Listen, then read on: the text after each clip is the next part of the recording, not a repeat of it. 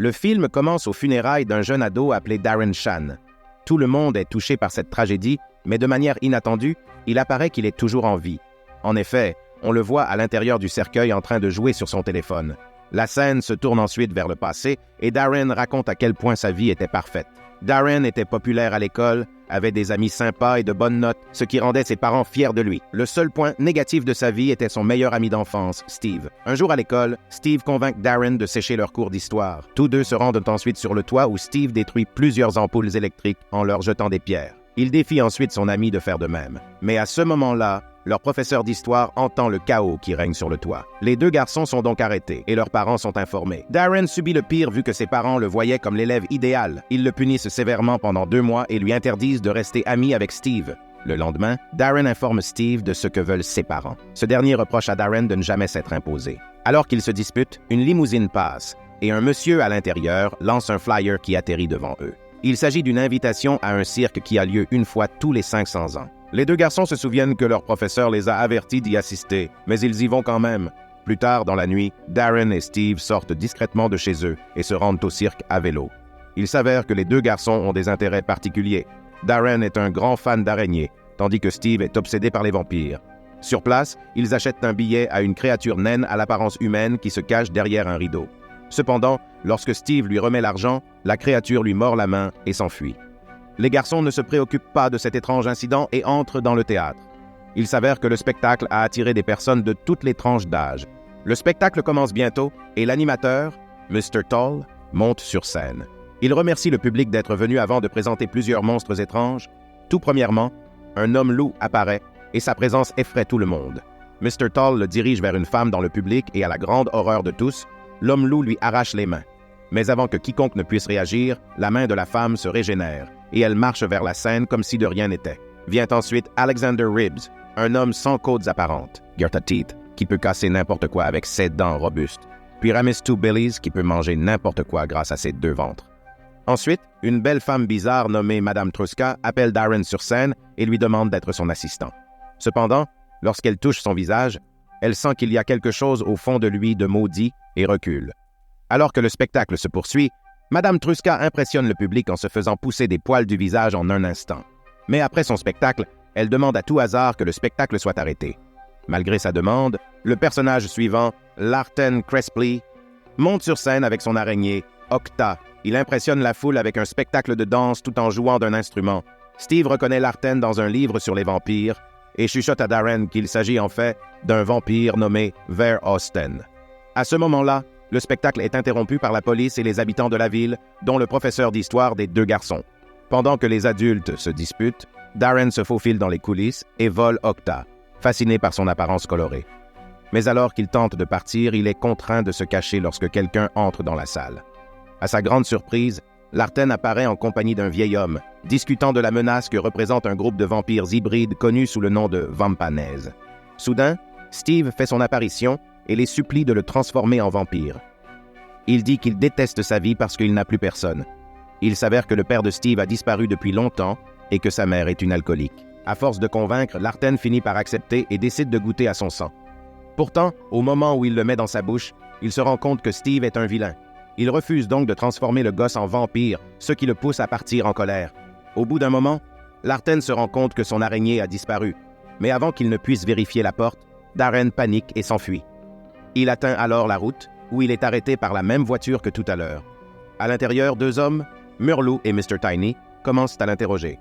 Cependant, il s'avère rapidement qu'ils n'ont pas pris le bon gars. Ils étaient en fait à la recherche de son ami Steve. Ils déposent Darren chez lui, mais pas avant de l'avoir informé qu'ils resteront en contact avec lui. Le lendemain, Darren emmène Octa à l'école dans son sac, espérant ainsi la mettre en lieu sûr. Cependant, avant même que la classe ne commence, Steve les aperçoit. Il commence à jouer avec l'araignée et la fait accidentellement tomber par terre, ce qui permet à l'araignée de s'échapper. Cependant, au lieu d'essayer d'attraper l'araignée, Steve la poursuit avec l'intention de la tuer, ce qui provoque beaucoup d'agitation dans les couloirs de l'école. De nombreux élèves s'enfuient, effrayés, et certains sont même blessés. Octa en a assez et décide finalement d'agir. Elle mord Steve à la joue avant de s'enfuir par la fenêtre. Ce dernier tombe au sol et perd connaissance à cause du venin. Dans la scène suivante, Darren retourne précipitamment au cirque et supplie Larten de l'aider à sauver la vie de son ami. Inquiet des conséquences de la découverte de leur présence par un humain, Larten refuse dans un premier temps de l'aider. Cependant, il finit par accepter de fournir l'antidote à une condition, que Darren devienne son assistant vampire. Cela signifie qu'il devra quitter sa famille, ses amis et toute sa vie sociale. Darren devra également abandonner l'école. En bref, il devra se sacrifier et mourir. Malgré les conséquences désastreuses, Darren, qui veut absolument sauver son ami, accepte les conditions et reçoit le sang de vampire de Larten. Ils se rendent ensuite à l'hôpital pour sauver la vie de Steve. Larten lui administre immédiatement l'antidote qui heureusement fonctionne et Steve commence à se rétablir. Quelques jours plus tard, Darren commence à sentir que son corps réagit au sang de vampire de Larten. Il commence à avoir envie de viande crue. Un jour, il est également tenté de tuer et de sucer le sang de sa sœur. Mais il finit par se retenir et retourne dans sa chambre en courant. Il y trouve Larten, assis dans un coin. Larten prévient Darren qu'il doit quitter sa maison car il représente une menace pour lui et sa famille. Darren ne veut pas le faire, mais après avoir failli tuer sa propre sœur, il décide de partir. Cependant, il ne veut pas non plus que ses parents s'inquiètent pour lui à tout jamais. Alors il décide de simuler sa mort.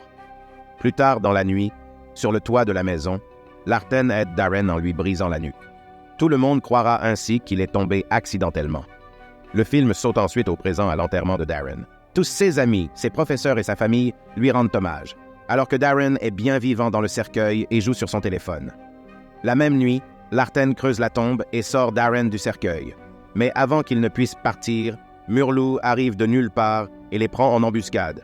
Heureusement, Larten le repousse et parvient à le neutraliser temporairement. Après l'avoir évité de peu, il emmène Darren au camping de la foire aux monstres où ils font la connaissance d'une certaine Rebecca.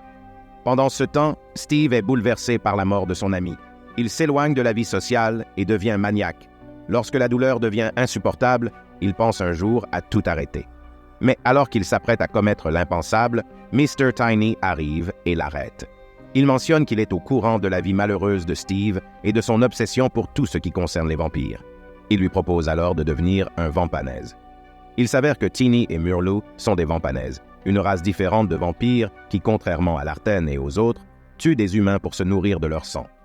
On apprend également que les vampanèses et les vampires normaux sont des ennemis jurés et qu'ils ne s'entendent pas. Alors que Steve n'en croit pas ses oreilles, Mr. Tiny révèle quelque chose d'encore plus choquant.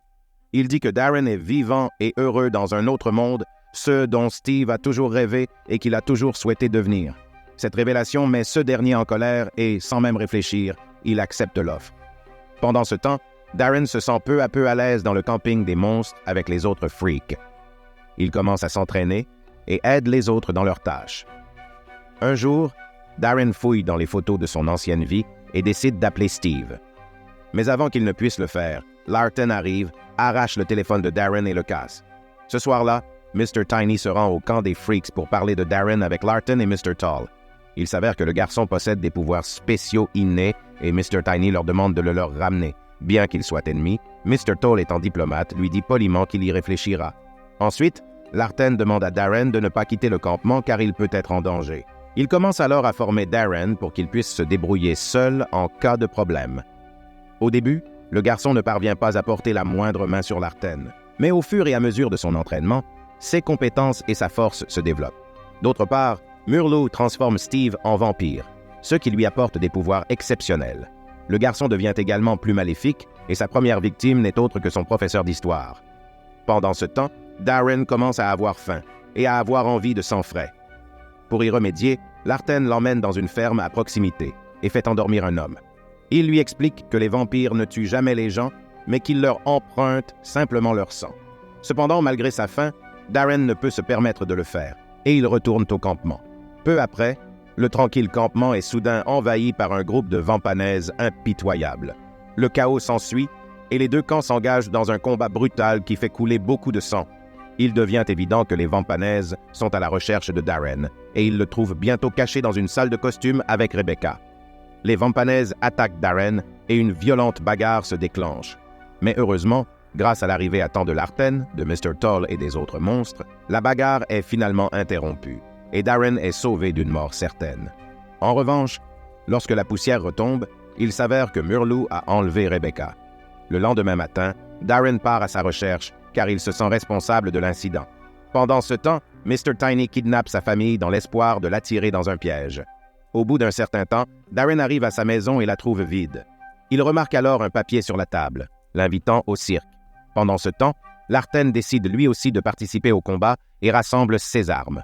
Dans la scène suivante, Darren se rend au cirque, où il trouve Rebecca et sa famille accrochés au mur. Il est également perplexe de voir Steve avec les Vampanez. Il attaque tout de même son ancien meilleur ami sans hésiter, tandis que Larten arrive à son tour et commence à se battre avec Murlou. Comme Darren n'a pas consommé de sang, il devient très faible et se blesse facilement par rapport à Steve. Mais à ce moment-là, Rebecca se libère et ordonne à Darren de boire son sang pour qu'il retrouve son énergie. Dans un premier temps, il refuse d'obtempérer, mais lorsque Rebecca lui assure qu'elle ira bien, il suce son sang. Ailleurs, Larten est très gravement blessé, mais il utilise ses dernières forces pour poignarder Murlou en plein cœur. Immédiatement après, Darren recommence à se battre avec Steve sous le regard distant de Mr. Tiny. En ayant assez, il décide d'intervenir et de les arrêter. Mr. Tiny ressuscite Murlou grâce à ses pouvoirs spéciaux en le transformant en créature naine. Il demande alors aux deux garçons de le suivre. Impressionné par son pouvoir, Steve obéit immédiatement, ce que refuse Darren. Après l'affrontement, Larten hypnotise la famille de Darren afin d'effacer leur mémoire récente. Ainsi, ils ne se souviendront pas des événements surnaturels qui se sont déroulés sous leurs yeux. Le film se termine par le retour de Darren au camp, où tous les monstres l'accueillent chaleureusement et lui donnent le sentiment d'être chez lui.